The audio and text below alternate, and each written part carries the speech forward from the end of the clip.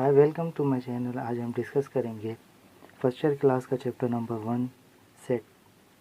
Introduction देखेंगे आज के फर्स्ट ईयर क्लास के पहले चैप्टर के अंदर। इंट्रोडक्शन सेट का किस तरह दे रखा है इन्होंने, और सेट की टाइप्स को डिस्कस किया है, और सेट की डेफिनेशन क्या वो देखते हैं। सबसे पहले देखते हैं सेट की जो डेफिनेशन वो लिखा हुआ है, a set is a collection of well defined and distinct object is called set. Set are denoted by capital letters. Set को जब भी लिखा जाता है कैपिटल लेटर से लिखा जाता है, और उसके जो भी एलिमेंट हैं उसको आप स्मॉल लेटर से लिखते हैं। ये इसकी सिंपल डेफिनेशन है। कलेक्शन मीन्स किसी भी चीज़ों को जमा कर लेना। वेल डिफाइंड का मतलब है कि उनकी बैकग्राउंड, उसकी फैमिली पता हो कि जिस चीज़ का आप कलेक्शन कर रहे हैं। और डिस्टिंक्ट ऑब्जेक्ट का मतलब है जब भी आप कलेक्शन करेंगे उस कलेक्शन के अंदर सारी की सारी चीज़ें मुख्तलिफ हों, तो ये आपको कहलाता है सेट। फॉर एग्ज़ाम्पल, अगर एग्ज़ाम्पल में हम एक सेट लेते हैं ए 1 2 3, ये एक सेट लिया हमने। अब यहाँ पे कितने एलिमेंट है? 3। अब हमें ये पता है कि हमने नंबर को कलेक्ट किया है, तो कलेक्शन किसकी हुई? नंबर की। अब कितने नंबर लिए? 3 नंबर। अब ये तीनों नंबर एक दूसरे से डिफरेंट हैं, और इनकी बैकग्राउंड फैमिली क्या है? ये नंबर्स, बहुत सारे नंबर्स हैं, हमने वहाँ से 3 नंबर पिक कर लिए। सिंपल अल्फाज में कहें तो ये कौन सा नंबर है? नेचुरल नंबर है, स्ट्रेट फॉरवर्ड 3, स्टार्ट के जो 3 नेचुरल नंबर हैं वो नेचुरल नंबर है। तो सेट की जो डेफिनेशन है आप 7 स्टैंडर्ड में भी पढ़ते हैं, और उसके बाद मैट्रिक 8 स्टैंडर्ड में भी पढ़ते हैं, तो ये इससे फैमिलियर हैं आप लोग। उसके बाद दूसरी जो डेफिनेशन है सबसेट की।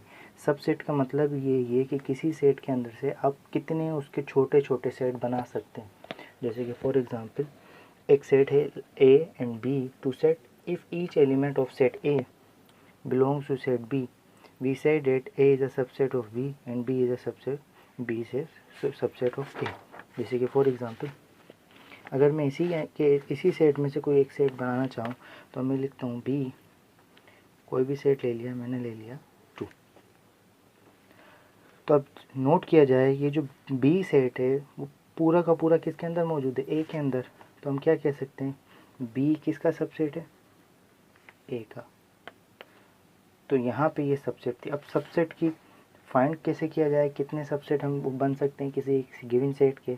तो सेट के अंदर जितने भी नंबर होंगे, जितने भी एलिमेंट्स होंगे, सेट के अंदर जितने भी लेटर्स होते हैं उसको हम एलिमेंट्स कहते हैं, उनको स्मॉल लेटर से लिखा जाता है। और आपके पास इसको फाइंड करने का जो फार्मूला है वो आपके पास है 2 पे पावर n। अब जैसे कि फॉर एग्जांपल इस सेट के अंदर कितने एलिमेंट थे? 3, तो 2 पे पावर n फार्मूला था, 2 पे पावर 3 8। तो इसके कितने सबसेट बन सकते हैं? 8। हर सेट का नल सेट सबसेट ज़रूर होगा, ठीक है। ये आपको प्रॉपर सबसेट, उसके बाद प्रॉपर एंड इम्प्रॉपर सबसेट है। प्रॉपर सबसेट वो सबसेट होते हैं कि जब आप टोटल सबसेट लिखते हैं तो उसके अंदर सारे एलिमेंट आ जाते हैं। फॉर एग्जांपल अगर हम कोई एक सेट लेते हैं बी 1 2, अब इसके कितने सबसेट बनेंगे? इसके एलिमेंट कितने हैं? 2। तो 2 पे पावर n, 2 पे पावर 2, 2 2 ज़ा 4, 4 सबसेट बनेंगे। अब सबसेट बनेंगे तो पहला सबसेट क्या होगा? Null set. दूसरा क्या होगा? एलिमेंट 1। उसके बाद क्या होगा? 2। सिंगल सिंगल ले लेंगे, उसके बाद ही कंबाइन हो जाएगा 1 2। तो आपके पास ये टोटल सबसेट आ गए। अब प्रॉपर सबसेट कौन से? ये सारे प्रॉपर सबसेट हैं। और बाकी ये जो पूरा हमने दोबारा सेट लिखा है इसको कहते हैं इम्प्रॉपर सबसेट। इम्प्रॉपर सबसेट, और ये कौन से सबसेट है? Proper subset. ये था प्रॉपर और इम्प्रॉपर सेट का। पावर सेट क्या है? जितने भी सबसेट निकलेंगे आप उसको दोबारा सेट के अंदर लिख दो। जैसे कि फॉर एग्जांपल ये सारे सबसेट हैं, हम क्या करेंगे? पावर सेट कौन सा सेट था? बी सेट का पावर सेट बनाना है, तो हम ब्रैकेट लगा के इन सारे सबसेट को इसके अंदर पुट कर देंगे।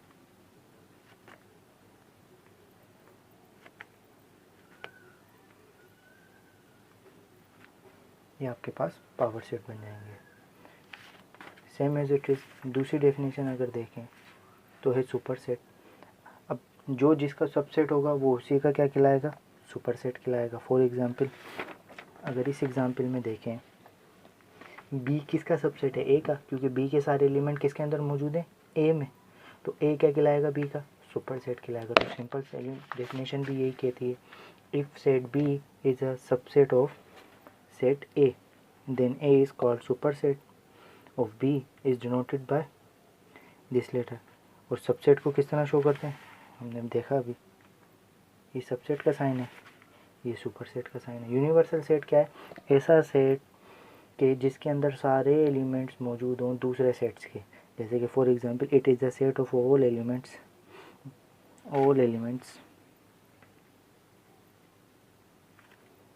which are under discussion or under consideration in a particular situation is called universal set। और यूनिवर्सल सेट को किस तरह लिखते हैं, बोल्ड करके यू या बोल्ड करके आप एक्स से शो कर सकते हैं यूनिवर्सल सेट को। उसके बाद इक्विवेलेंट सेट है। इक्विवेलेंट सेट क्या होते हैं, two set A and B are set to B equivalent if they have same number of element and denoted by A, ये इक्विवेलेंट का साइन है, आप इसको शो कर सकते हैं। फॉर एग्जांपल अगर इसके एग्जांपल देखें कि कोई दो सेट कैसे इक्विवेलेंट हो सकते हैं, तो वो इस तरह कह सकते हैं आप कि एक सेट ले लो 1 2 3 और दूसरा सेट ले लो 4 5 6। अब इस सेट के अंदर कितने एलिमेंट हैं, 1 2 3, इस सेट के अंदर कितने एलिमेंट है 1 2 3, तो ये दोनों क्या कहलाएंगे, इक्विवेलेंट सेट। उसी के नीचे इक्वल सेट की बात लिखी हुई है। इक्वल सेट क्या होते हैं कि दो सेट जिनके नंबर ऑफ एलिमेंट भी सेम हो और उनकी तादाद भी सेम हो, जैसे कि बी सेट ले लो 1 2 और सी सेट कौन सा लो 2 1। सेट के अंदर अरेंजमेंट का मसला नहीं होता, ऑर्डर का मसला नहीं है, 1 पहले 2 पहले या 1 बाद में या 2 पहले, इसका कोई मसला नहीं है। न एलिमेंट देखने हैं, 1 वो इधर भी है, यहाँ भी है, 2 यहाँ भी है, 2 यहाँ भी है, तो हम क्या कह सकते हैं, बी और सी क्या है, इक्वल। क्लियर, तो ये था इक्वल सेट। उसके बाद एम्प्टी सेट की बात करते हैं। ऐसा सेट जिसके अंदर कुछ भी एलिमेंट ना हो, a set that contain no element, इसका empty set. Null set usually इसको डिनोट करते हैं इस ब्रैकेट से, खाली 2 ब्रैकेट लगाते हैं, उसके अंदर कुछ भी ना लिखें, या तो इससे 5 से शो करते हैं। नोटिस आप नोट करेंगे कि नल सेट को हम वॉइड सेट भी कहते हैं और उसको वेस्टेज सेट भी कहते हैं। ऑर्डर ऑफ सेट का मतलब है द ऑर्डर या cardinality of a set is number of M.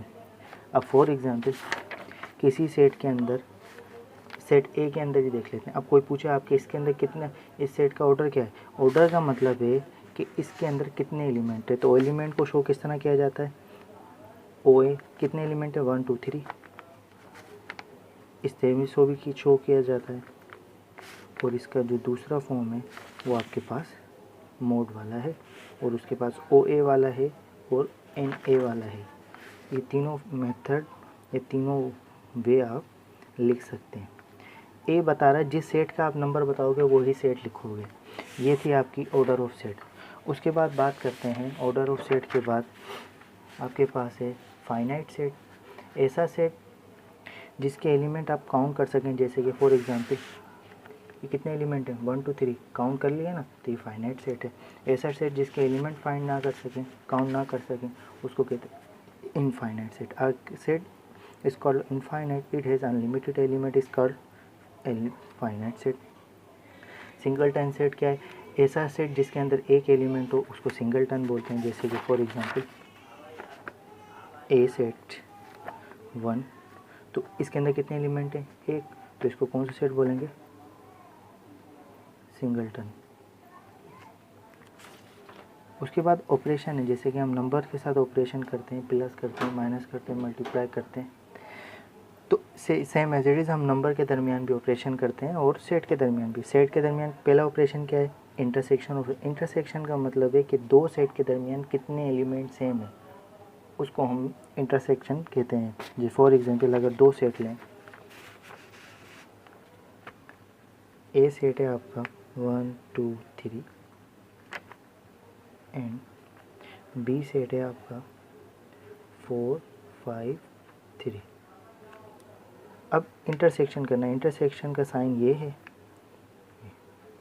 A set लिखेंगे 1 2 3, इंटरसेक्शन बी सेट लिखेंगे 4 5 3। अब इसके अंदर क्या सेम है, सिर्फ 3 सेम है, तो इसका इंटरसेक्शन क्या निकलेगा 3। तो अगर किसी सेट के अंदर कुछ भी कॉमन ना हो तो उसका जो आंसर आता है वो आता है नल सेट।